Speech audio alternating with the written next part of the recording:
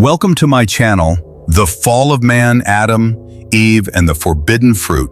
In today's video, we begin a journey back to the very beginning, before pain, before death, before time as we know it truly began. A time when the world was untouched by evil, when every leaf glistened in peace and every breath felt like eternity. But behind this beauty lay a choice, a simple choice, one that would change the course of humanity forever. This is the story of the fall of man, of Adam and Eve, and the mysterious forbidden fruit. But before we rush to the moment everything shattered, let's first pause and ask a question that echoes through every generation. Why did it happen? What really led to the first disobedience? Was it merely temptation, or was there something deeper, something hidden, waiting in the silence of that perfect garden?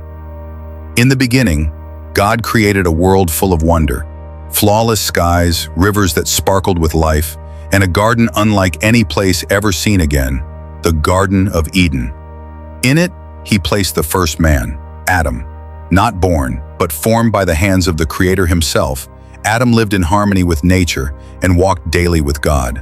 There was no fear, no shame, only joy, only purpose. He had everything except someone to share it with. And so, Eve was created, not from dust, but from Adam's own rib, a symbol of unity, closeness, and shared destiny. Together they lived in peace, surrounded by every tree bearing delicious fruits, rivers that flowed with life, animals that obeyed, and skies that sang in colors. In this world there was just one rule, just one. They could eat from every tree in the garden, except one. In the center stood the tree of the knowledge of good and evil. God said, "Do not eat from it, for on the day you eat of it, you shall surely die." A clear command, a simple boundary. But that boundary became the line between innocence and guilt. Now imagine the silence of Eden one morning, dew still clinging to the grass, as Eve walks near the center of the garden. Everything is still. The birds chirp softly, unaware of what's about to unfold. And then, a voice breaks the stillness. Not loud, not alarming, but cunning. Did God really say, "You must not eat from any tree in the garden"? It was the serpent. Smooth, calm, persuasive. This is where the tension begins. This is where everything changes. The serpent wasn't just any creature. He spoke words that twisted the truth, and with each sentence something within Eve stirred. A curiosity, a question, a pull. What was it about the forbidden fruit? Was it glowing? Was it different? Or was the real temptation something deeper? The desire to be like God, to know what only He knew. As Eve stared at the fruit, heart pounding, thoughts racing, Adam stood beside her, silent. The fruit hung still, waiting. Time slowed. One bite, one moment. And what would you have done in that moment? Could you resist the one thing you're told not to touch? Especially when everything else is yours? What is it about human nature that always seems to chase after the forbidden? In the next part, we uncover the decision that changed all of history. A bite that echoed through generations.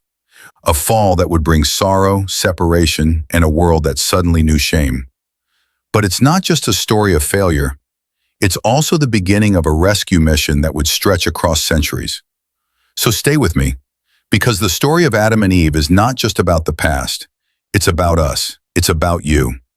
And what you'll discover next might change the way you see your own choices forever. Subscribe, like, and turn on notifications so you don't miss the rest of The Fall of Man, Adam, Eve, and the Forbidden Fruit. The next chapter begins where innocence ends. Adam and Eve stood in the heart of Eden, surrounded by beauty beyond imagination. The air was filled with the scent of blooming flowers, the sound of gentle rivers flowing nearby, and the distant calls of birds in flight. Every part of creation seemed to live in perfect harmony, and at the center of it all stood the two humans, chosen, cherished, and trusted with freedom.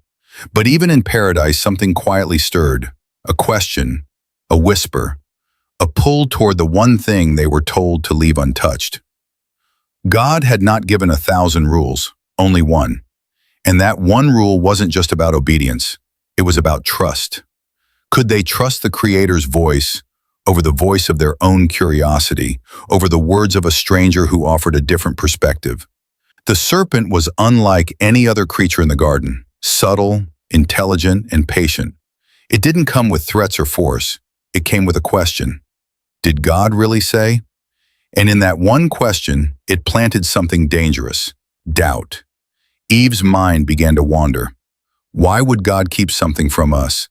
What if he's holding back knowledge? What if we could be more than we are? Adam was with her, but said nothing. He didn't stop her. He didn't speak up. And that silence spoke volumes. The tree of the knowledge of good and evil didn't look evil.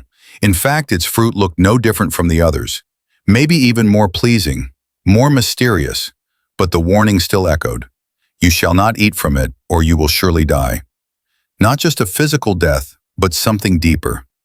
A separation from the one who gave them life. Eve reached out, hand trembling, not because of fear, but something harder to name, a mix of wonder, desire, and uncertainty. She wasn't thinking of the consequences. She was thinking of what could be gained. Adam watched, silent, perhaps confused, perhaps unsure, or maybe tempted himself. In that moment, time seemed to pause. All of creation held its breath. The animals, the trees, the wind, all waiting. One choice was about to shift the balance of everything. But why was the serpent there? Who was he really? And how did he know to challenge God's command? Was this just a creature? Or something more ancient? Something hidden behind a clever disguise? As Eve's fingers brushed the fruit, everything changed, but not yet fully. The bite hadn't come, not yet. But the world stood on the edge of a decision, a fall waiting to happen, and nothing would ever be the same again. What happens next will shape the destiny of all mankind. Eve's hand hovered over the fruit, her breath shallow, her heart heavy with thoughts she couldn't explain. The serpent's words repeated in her mind like an echo. You will not surely die. God knows that when you eat it, your eyes will be opened, and you will be like God, knowing good and evil. That idea, to be like God, it sounded powerful, tempting, even noble. Was this fruit really forbidden to keep them small? Or was it a hidden door to something greater? Behind her, Adam watched. His eyes moved from the serpent to Eve and back to the tree. This was not just her decision, it was theirs. But neither truly knew what was unfolding. Neither could see the shadows stretching across Eden. There was no thunder, no warning, just the quiet hum of nature around them, unaware of the storm rising in their hearts. Elsewhere in the garden, the presence of God lingered. He walked with them daily, spoke with them, gave them purpose. But now, that bond was beginning to tremble, not from God's side, but from theirs. The trust, the closeness, it was being tested. Would they believe the one who gave them everything? Or would they follow a voice promising more? Unseen by them, the serpent slithered back slightly. Satisfied, this was not about fruit. It was about rebellion, about breaking the design. He wasn't just twisting words, he was striking at the very foundation of creation. And if they fell, he knew it would take generations to rise again. As Eve finally took the fruit into her hand, the world seemed to fall silent. No answers came, only questions. Suspense wrapped the garden like a heavy fog, and the next move would open a door that could never be closed again. The fruit sat heavy in Eve's hand. It was warm, smooth, and far too ordinary for something said to carry such weight. She looked at it, then at Adam. His eyes met hers, searching, uncertain. Time felt stretched, like the very air around them was waiting. The serpent had gone quiet now, his words already planted deep in their minds. There was no push, no force, just choice. Eve raised the fruit slowly, heart racing. In her chest, a storm was brewing. Excitement, fear, hunger for more. She had lived in paradise, but now there was a whisper inside her saying there could be something else. She took a breath, and then she bit. The taste was sweet, too sweet. Nothing exploded. No thunder cracked the sky. No tree caught fire. Everything around them looked just the same. The garden didn't change, but something inside her did. A strange heaviness fell over her. Not pain, not yet, but a strange awareness, a feeling she had never felt before. She turned and handed the fruit to Adam, and he took it. He didn't ask. He didn't speak. He just reached out and ate. In that quiet moment, everything shifted. It wasn't loud, but it was final. The moment Adam bit into the fruit, something invisible broke. A tear between creator and creation, a silence between trust and betrayal. Suddenly, the world felt colder. The trees, once welcoming, now seemed to watch. Their skin prickled, their eyes open, not in wisdom, but in vulnerability. They saw themselves for the first time, and what they saw brought shame. Far off, a sound stirred. Not nature, not the serpent. It was the voice of God. He was coming. And for the first time, Adam and Eve felt the need to hide. The climax was near, but nothing could prepare them for what came next. The rustling of leaves seemed louder now, every sound sharper, more alive, as if the garden itself had sensed the shift. Adam and Eve stumbled through the trees, no longer walking in freedom, but moving with panic. Their bodies trembled, not from cold, but from something they'd never known before: shame. They covered themselves with fig leaves, but nothing could hide the weight pressing on their hearts. The peace they once lived in was now broken, and they didn't even understand how deep the break truly was. God was near, they could feel it. His presence, once comforting and familiar, now felt unbearable, not because he had changed, but because they had. And in their hiding, a new voice crept in. Not the serpent's this time, but their own. Doubt, fear, regret. Questions filled their minds. Why did we do it? What have we become? But just as they tried to stay hidden, something unexpected happened. The serpent, who had vanished after planting his seed of deceit, returned. Not slithering, but watching from the shadows. His expression was unreadable. He hadn't just tempted them for power or mischief. No, it was deeper. He had a purpose. He had struck at the center of God's creation, but he wasn't done. As Adam and Eve hid, the serpent whispered again, not to them, but to the earth itself. A ripple moved through the soil, through the wind, through the animals. The harmony was beginning to unravel. The garden was no longer just a paradise, it was now a battlefield between truth and deception. And then the voice of God called out, "Adam, where are you?" Not a shout, not anger, but a question filled with sorrow. A voice that already knew the answer, but asked anyway. It pierced through the leaves, through the guilt, through the fear. Adam looked at Eve. For the first time, they felt divided. They were together, but something stood between them now. Blame lingered on the edge of their tongues. The unity they once had was cracking, just like everything else. And then, as God stepped into the garden's broken, something even more shocking was about to unfold. The consequences weren't just about a single act. They would stretch far beyond Eden, beyond time, beyond anything they could imagine. The true fall was only beginning. Adam slowly stepped forward, trembling. His voice was low, broken. "I heard you in the garden, and I was afraid because I was naked, so I hid." That one sentence said everything, not just about his body, but about his soul. The bond between man and God had cracked. Not because God moved away, but because man did. God asked gently, "Who told you that you were naked? Did you eat from the tree I commanded you not to eat from?" The question hung heavy. Adam looked at Eve, then down at the ground. "The woman you gave me, she gave me the fruit, and I ate it." Eve's face dropped. The trust between them, once perfect, was now broken by blame. She tried to speak.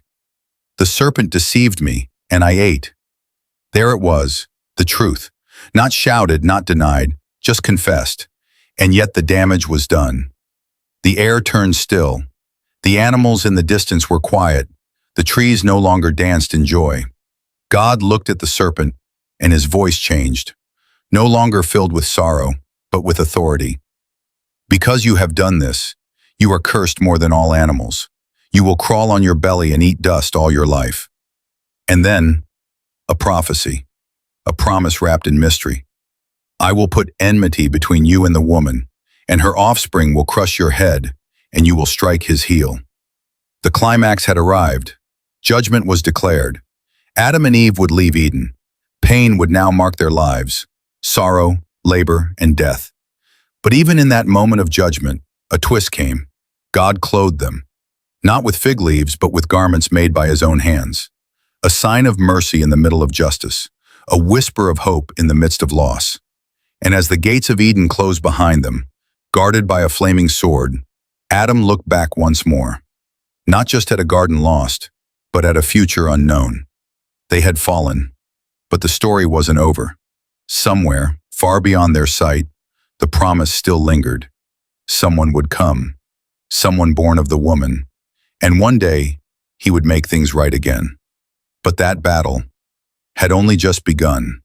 Adam and Eve stepped into a world they had never known, one without the safety of Eden, without the daily walk with God, and without the innocence they once carried so effortlessly.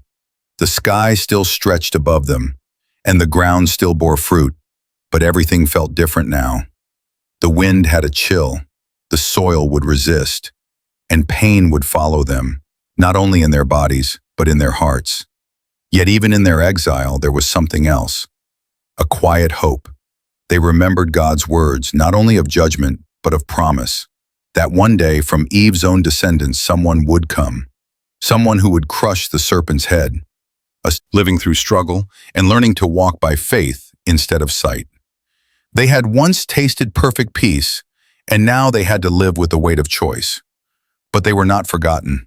God did not turn away from them. He watched, he guided, he still spoke.